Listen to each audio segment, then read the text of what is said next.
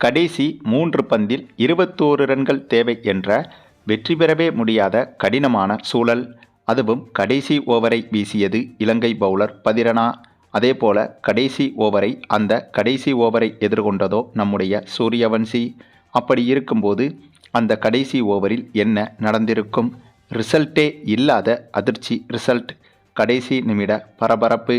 அதாவது இந்தியா மற்றும் இலங்கை அணிகளுக்கு எதிரான கிரிக்கெட் தொடர் என்பது தற்போது நடைபெற்று வருகிறது.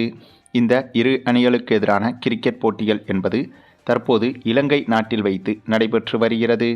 அதிலும் இதுவரை இல்லாத அளவுக்கு இந்த தொடரில்தான் 8 T20 போட்டிகள் கொண்ட தொடரில் இந்த இரு அணிகளும் பங்கேற்று விளையாடி வருகிறது. ஆமாங்க, இலங்கை அணிக்கு எதிரான T20 போட்டிகளில் 8 போட்டிகளில் இந்திய அணி இப்போது விளையாடி வருகிறது. இதற்கு முன்பு 5 T20 போட்டிகள் நடந்து முடிந்துவிட்டது. அந்த 5 போட்டிகளிலும் இந்திய அணிதான் வெற்றியும் பெற்றிருந்தது. இந்த சூழலில்தான் இந்த இரு அணிகளுக்கு எதிரான 6வது T20 மேட்ச் தொடங்கியது. மேலும் நடந்து முடிந்த 5 போட்டிகளிலும் தொடர்ச்சியாக தோல்வியடைந்ததால் எஞ்சியிருக்கும் 3 போட்டிகளாவது இலங்கை அணி வெற்றி பெற வேண்டும் என்ற கட்டாய சூழ்நிலைக்கு தள்ளப்பட்டது. இதனால்தான் முதல் 5 T20 போட்டிகளில் பங்கேற்ற வீரர்களில் முக்கியமான வீரர்களை மாற்றியிருந்தது இலங்கை அணி. அப்படியாக கடைசி 3 போட்டிகளில் கட்டாயம் வெற்றி பெற்றே ஆக வேண்டிய சூழலில்தான் இந்த ஒரு போட்டியை இலங்கை அணி முழுமையாக அணுகியது. அதுவும் இந்த போட்டியை எடுத்துக்கொண்டால் இலங்கை அணியின் செயல்பாடுகள் என்பது உண்மையிலேயே ஆச்சரியமாகத்தான் இருந்தது. பந்து வீசும்போது ஒவ்வொரு ஓவருக்கும் இடையே குறிப்பிட்ட நேரத்தை தாண்டி சிறிது அதிகமாகவே நேரத்தை எடுத்துக்கொண்டனர் இலங்கை பேட்ஸ்மேன்கள். அந்தளவுக்கு மிகவும் பார்த்து இந்த போட்டியை அணுகியிருந்தது இலங்கை அணி. ஆமாங்க, இந்த போட்டி தொடங்கி முதலில் இலங்கை அணி பேட்டிங் செய்ய களமிறங்கியது. அப்படியாக களமிறங்கிய இலங்கை அணியை பொறுத்தவரையில் ஆரம்பம் முதலே நீட்டான கிளீனான பேட்டிங்காகத்தான் இருந்தது. அதுவும் இதற்கு முந்தைய போட்டிகளில் விளையாடியது போல அப்படி ஒரு அணுகுமுறையை வெளிப்படுத்தாமல் இந்த போட்டியில் முற்றிலும் வேறுபட்டது போல சிறப்பாக விளையாடியிருந்தது இலங்கை அணி. அதாவது ஒரு ஓவருக்கு 10 ரன்கள் வீதம் டார்கெட்டாக வைத்துக்கொண்டு விளையாடியது போலவே இலங்கை அணியின் பேட்டிங் என்பது அமைந்திருந்தது. ஏனென்றால் குறிப்பிட்ட சில ஓவர்களில் முதல் 2-3 பந்துகளிலேயே 2 பவுண்டரிகள் வந்துவிட்டால் அடுத்து மீதி இருக்கும் பந்துகளை அந்த ஓவரில் டாட்பாலாக கூட இலங்கை அணி விளையாடி வந்தது. அந்தளவுக்கு ஒரு ஓவருக்கு எவ்வளவு ரன்கள் போதும் என்ற அந்த ஒரு மனநிலையிலும் ஒரு தெளிவான திட்டத்தோடும் இந்த போட்டியில் இலங்கை அணி செயல்பட்டிருந்ததை நம்மால் பார்க்க முடிந்தது. அதே சமயம் விக்கெட்டுகள் கையில் இருந்தும் கூட இலங்கை அணி பேட்ஸ்மேன்கள் இந்த போட்டியில் மிகவும் அதிரடி காட்ட வேண்டும் என்ற அந்த ஒரு முடிவையும் எடுக்கவில்லை. ஏனென்றால் இந்த போட்டியில் இலங்கை அணி 20 ஓவர்கள் பேட்டிங் செய்து முடித்திருக்கும் போது மொத்தமாகவே 4 விக்கெட்டுகளை மட்டும்தான் இலங்கை அணி இழந்திருந்தது. ஆனால் அதே சமயம் இலங்கை அணி இந்த போட்டியில் 212 ரன்கள் வரை எடுத்திருந்தது.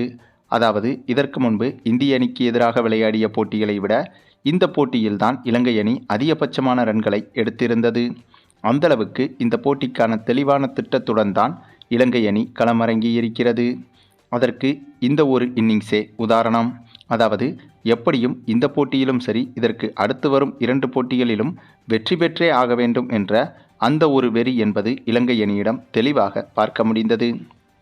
அதனால்தான் இந்த ஒரு போட்டியில் இந்தளவுக்கு நேர்த்தியான பேட்டிங்கையும் அதிரடியான பேட்டிங்கையும் பார்க்க முடிந்தது. பின்னர் இவ்வளவு பெரிய இலக்கை இந்திய அணியால் இந்த போட்டியில் எடுக்க முடியுமா என்ற மிகப்பெரிய கேள்வியும் எழுந்தது. அதற்கு காரணம் இந்த போட்டியில் இலங்கை அணி வீரர்கள் கிட்டத்தட்ட 8 முதல் 9 பவுலர்களை பயன்படுத்துவார்கள் என்று கணிப்பும் சொல்லப்பட்டிருந்தது. இந்த போட்டி தொடங்குவதற்கு முன்பே இந்த போட்டியில் ஆல்ரவுண்டர்கள் நிறைய பேர் இலங்கை அணியில் இருந்தனர். அதுவும் பவுலிங் ஆல்ரவுண்டர்கள்தான் இலங்கை அணியில் இந்த போட்டியில் அதிகமாக இருந்தனர். அதனால்தான் இந்த போட்டி தொடங்குவதற்கு முன்பே இந்திய அணி இந்த போட்டியில் பந்து வீச்சை வைத்துதான் வெற்றி பெற முடியும் என்று, பேட்டிங்கை வைத்து பெரிதாக வெற்றி பெற முடியாது என்றும் சொல்லப்பட்டது. எடுத்துக்காட்டாக இலங்கை அணி பேட்டிங் செய்யும் போது இந்திய அணியின் பந்து வீச்சை பயன்படுத்தி 160 ரன்களுக்குள் இலங்கை அணியை சுருட்டினால் மட்டும்தான் இலங்கை அணிக்கு எதிரான சிறப்பான பந்து வீச்சுக்கு எதிராக இந்திய அணி இந்த போட்டியில் வெற்றி பெற முடியும் என்றும் பேசப்பட்டது. ஆனால் அதற்கு அப்படியே நேர்மாறாக இந்த போட்டியில் பந்து வீச்சில்தான் இந்திய அணி மிகவும் மோசமாக செயல்பட்டிருந்தது. இதனாலேயே முதல் இன்னிங்ஸ் முடிந்தபோது இந்த போட்டியில் இந்திய அணியின் வெற்றி வாய்ப்பு என்பது மிகப்பெரிய அளவில் கேள்விக்குறியாக மாறியது. ஆனாலும் கூட இந்த ஒரு இலக்கை சேசிங் செய்ய களமிறங்கிய இந்திய அணியின் ஓப்பனிங்கை பொறுத்தவரையில் சூப்பராகவே இருந்தது. ஏனென்றால் இந்த முறை ஓப்பனிங்கில் அபிஷேக் சர்மாவும் சஞ்சு சாம்சனும் களமிறங்கியிருந்தனர். அப்படி ஓப்பனிங் இறங்கிய சஞ்சு சாம்சனும் அபிஷேக் சர்மாவும் இந்த போட்டியில் சூப்பராக விளையாடி சஞ்சு சாம்சன் 31 பந்துகளில் அரை சதம் எடுத்து பழைய ஃபார்முக்கு திரும்பியிருந்தார். அதேபோல அபிஷேக் சர்மாவும் அதிரடியாக விளையாடி 29 பந்துகளில் அரை சதம் எடுத்திருந்தார். ஆகவே இந்திய அணியின் ஓப்பனிங் என்பது இந்த போட்டியில் மிகப்பெரிய நம்பிக்கையை கொடுத்தது. அதன் பிறகு அரை சதம் எடுத்த கையோடு சஞ்சு சாம்சனும் அபிஷேக் சர்மாவும் உடனடியாக விக்கெட்டை இழந்தனர். ஆனாலும் கூட அடுத்து வந்த பேட்ஸ்மேன்களான திலக் வர்மா, சிவம் தூபே, ஸ்ரேயஸ் ஐயர் உள்ளிட்டவர்கள் ஓரளவுக்கு சிறப்பாக விளையாடி கொடுக்க, இதனால் இந்த போட்டி கடைசி ஓவர் வரை கடுமையாகத்தான் சென்றது. இதில் யார் வெற்றி பெறுவார் என்ற அந்த ஒரு எதிர்பார்ப்பு கடைசி வரை சென்று கொண்டிருந்தது. அந்த சமயத்தில் கடைசி நேரத்தில் இந்திய அணியின் நம்பிக்கை நட்சத்திர ஜோடியான ரிங்கு சிங்கும் சூரியவன்சியும் ஜோடியாக பேட்டிங் செய்திருந்தனர். ஆகவே இந்த இருவரும் பேட்டிங் செய்து வந்ததால் இந்த போட்டியில் இந்திய அணி எளிதாக வெற்றி பெற்றுவிடும் என்ற நம்பிக்கை என்பது முழுமையாக இந்திய ரசிகர்களிடம் இருந்தது. அந்த நம்பிக்கையை காப்பாற்றுவது போலத்தான் கடைசி நேரத்தில் ரிங்கு சிங்கும் சூரியவன்சியும் சூப்பராகவே பேட்டிங் செய்திருந்தனர். எந்தவித பதட்டமும் இல்லாமல் தேவையான பந்துகளை மட்டும் அதிரடியாக விளையாடிவிட்டு மற்ற பந்துகளை நிதானமாகவே கையாண்டனர். இப்படியாக இவர்களும் இந்திய அணியின் வெற்றிக்காக போராடி வரும்போது சரியாக கடைசி ஓவரில் இந்திய அணி அடுத்தடுத்து 2 விக்கெட்டுகளை இழந்தது. அதில் ஒரு விக்கெட்டு தான் நம்முடைய ரிங்கு சிங். அதாவது ரிங்கு சிங்கும் சூர்யான்ஸ் என்ற இளம் இந்திய பேட்ஸ்மேனும் விக்கெட்டை இழந்தனர். இந்த இடம்தான் இந்திய அணிக்கு மிகப்பெரிய தலைகீழ் மாற்றத்தை ஏற்படுத்தியது. ஏனென்றால் கடைசி ஓவர் வரையிலும் இந்திய அணி இந்த போட்டியில் எளிதாக வெற்றி பெற்றுவிடும் என்று நினைத்திருந்த போது கடைசி ஓவரில் சொல்லி வைத்தது போல அடுத்தடுத்து 2 விக்கெட்டுகளை இந்திய அணி இழந்ததால் 2 பந்துகளும் வேஸ்டானது. அதே போல முக்கிய விக்கெட்டுகளும் பறிபோனது. அதே சமயம் அந்த ஓவரில் அடுத்த இடியாக கடைசி 3 பந்தை தான் நம்முடைய சூரியவன்சி பேட்டிங் செய்யும் வாய்ப்பும் கிடைத்தது. அப்படி கிடைக்கும்போது இந்திய அணிக்கு டார்கெட்டாக 21 ரன்களும் இருந்தது.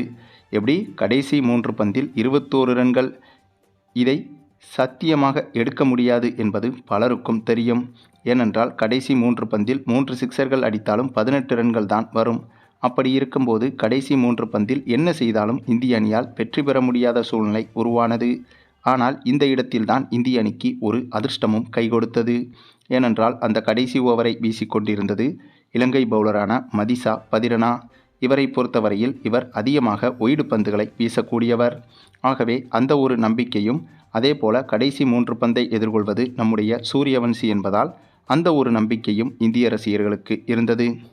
அந்த ஒரு நம்பிக்கையை உறுதிப்படுத்துவது போல அந்த கடைசி 3 பந்துகளில் ஒரு ஒய்டு பந்தும் ஒரு நோபால் பந்தும் வீசியிருந்தார் மதிசா பதிரனா.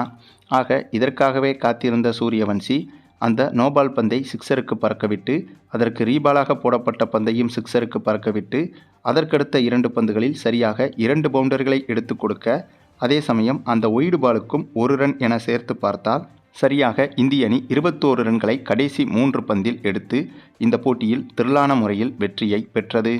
அதாவது இப்படி ஒரு வெற்றியை இந்த போட்டியில் பெற முடியுமா என்ற சந்தேகம் இந்திய அணியை தாண்டி ஒட்டுமொத்த கிரிக்கெட் ரசிகர்களுக்கும் இருந்திருக்கும். ஒரே ஒரு நம்பிக்கை என்னவென்றால் இந்த ஓவரை வீசிக்கொண்டிருந்தது மதிசா பதிரனா என்பதால் இவர் ஒய்டு அதிகமாக போடக்கூடியவர் என்பதால் அந்த ஒரு நம்பிக்கை இந்திய ரசிகர்களுக்கும் இருந்திருக்கும். ஆகவே அப்படித்தான் இந்த போட்டியிலும் அரங்கேறியது. அப்படி எதிர்பார்த்தது போலவே கடைசி பந்தில் ஒய்டு பந்தையும் வீசி நோபாலையும் வீசி இந்திய அணியின் வெற்றியை எளிதாக்கி கொடுத்தார் மதிசா பதிரனா. சரி, நீங்கள் சொல்லுங்கள், இந்திய அணியின் இந்த அதிரடியான சிறப்பான வெற்றியை பற்றியும் சூரியவன்சியின் இந்த கடைசி நேர ருத்ரதாண்டவ பேட்டிங்கை பற்றியும் நம்ப முடியாத இந்த அதிசய வெற்றியை பற்றியும் உங்களுடைய கருத்துக்களையும் கமெண்டில் தெரிவிங்க. மேலும் இந்த வீடியோ பிடிச்சிருந்தா லைக் பண்ணுங்கள், மற்ற அனைவருக்கும் ஷேர் பண்ணுங்கள், மறக்காமல் நம்ம சேனலை சப்ஸ்கிரைப் பண்ணுங்கள்.